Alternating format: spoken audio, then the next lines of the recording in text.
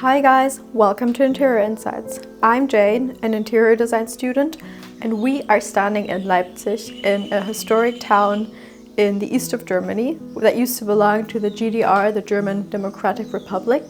And we are standing in front of a loft that formerly used to be first a warehouse and then a garage. The building was built in the 1950s and it consists of brick walls and it has just been placed inside a garden. The loft is located in a big forest and you have the nature surrounding you and the sound of birds. And it's a very lovely place. If you haven't subscribed yet, go and subscribe right now. As we come in, we can see that this former warehouse has been transformed into one spacious open living floor concept. And you know I'm obsessed with lofts, especially if they are placed within like a historic warehouse, especially if the details have been preserved. And the loft itself has 120 square meters and the living room itself already has 100 square meters. And when the designer decided on how to basically create this loft, he really wanted to offer a space for people to come and relax and to really feel a vast spaciousness throughout the design. Because of the renting prices going up, people are living in smaller and smaller apartments, and he really just wanted to give people the opportunity to experience the space of the loft. As soon as we come in, every single detail in this loft has its own history and has just its own little story to tell.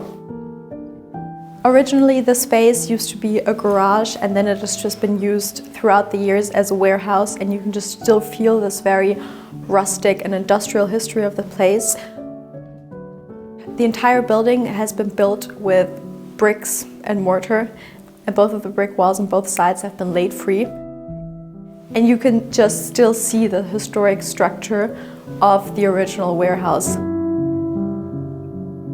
The ceiling itself is also made out of bricks, and you just have these incredible structure of the steel beams that visually divide the space. And you just have this repetition at the top of the loft, which just creates this very cohesive and structured design.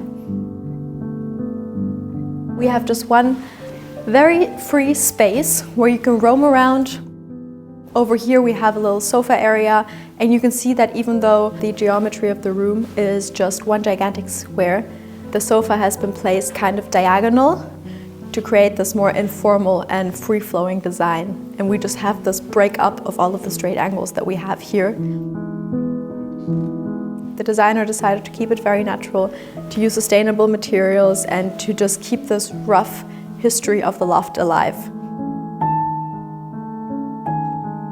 As soon as you come in, this lamp is the only golden accent in the room, and because of this it serves really as a focal point and it just draws you in, especially if the light is reflecting off of the lampshade.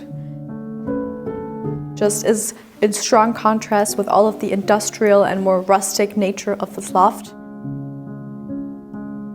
All of the industrial and more rustic nature of this loft, there is an undeniable sense of groundedness, but it's not really heavy, but it just stands in perfect contrast. You can see that it's always worth thinking about breaking out of your design story and turning an accent into a magnificent, unexpected moment.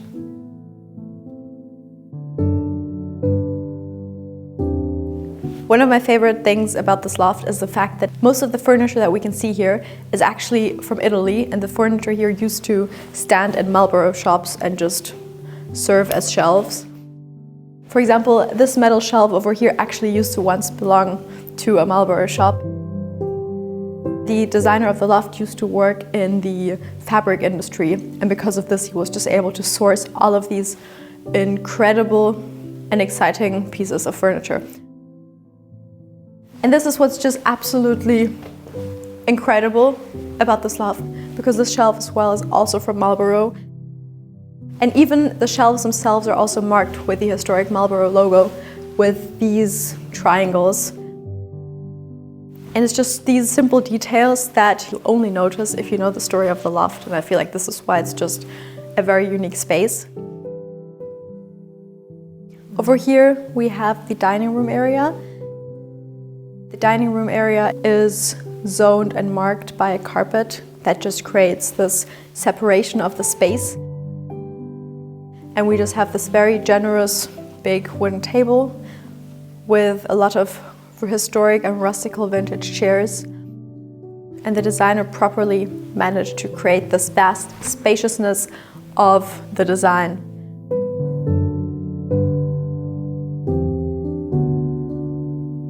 Another aspect that makes this loft seem so spacious and grand is because we have all of these windows. The entrance area is completely framed in glass in the historical or typical black and white square glasses that just create this very industrial New York-like characteristic of the loft. And on one side of the loft we have an entire row of windows that frame and give the wall its rhythm and just add a lot of light accents, and the entire space is just flooded with light and just creates this very beautiful, luxurious atmosphere. Behind me is the kitchen, and these also used to be where you make a sale in the Malboro stores in Italy, and this has also just been turned into a kitchen, and it just shows the creative genius of the designer who designed the space. And you can see that because we have this one freestanding kitchen island that goes all the way from one side to the other side, it kind of visually separates the different functions of the room.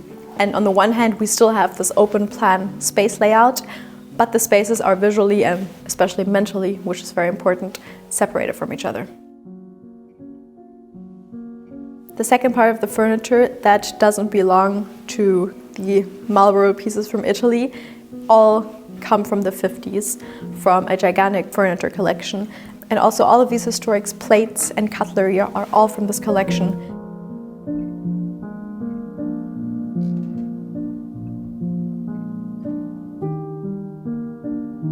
The story of this industrial warehouse has just been told in every detail.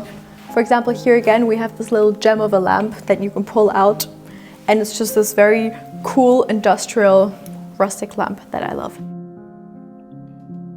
And before, I already mentioned the furniture collection from the 50s, and inside the historic Malboro shelves where you used to have jeans, now you have all of these historic books and just beautiful antiques that you can lose yourself in.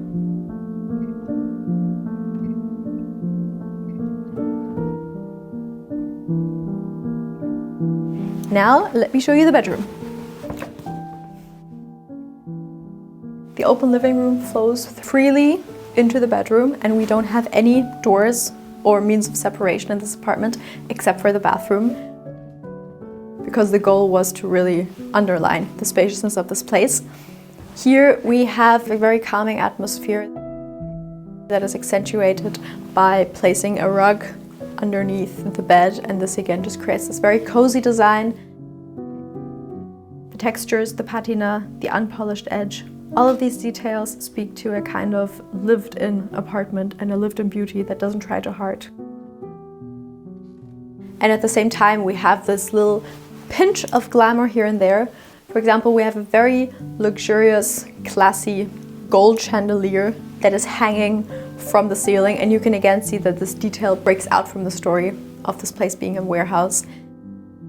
Over here we have a gigantic mirror that again accentuates the space. So as you basically walk inside, you can see yourself, and it's almost kind of like a runway.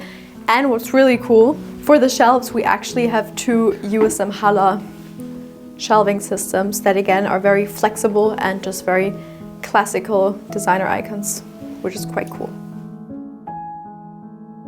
The bedroom is flooded with light because of the grand windows that frame this wall. And we have a very rich and luxurious stone as a window shield where you can also sit down and drink a cup of tea or read a book, and you just have this very airy, lightweight and yet rustical design. Over here's the bathroom, and we just have this very clean, minimal, modern space that provides comfort and that has everything you need. For the ceiling lamp, we have a very cool industrial rustic lamp that has been sourced from Paris. And again, it draws the connection to the history of the space. We have two very elegant golden light sconces on both sides of the mirror that illuminate your face when you look at it.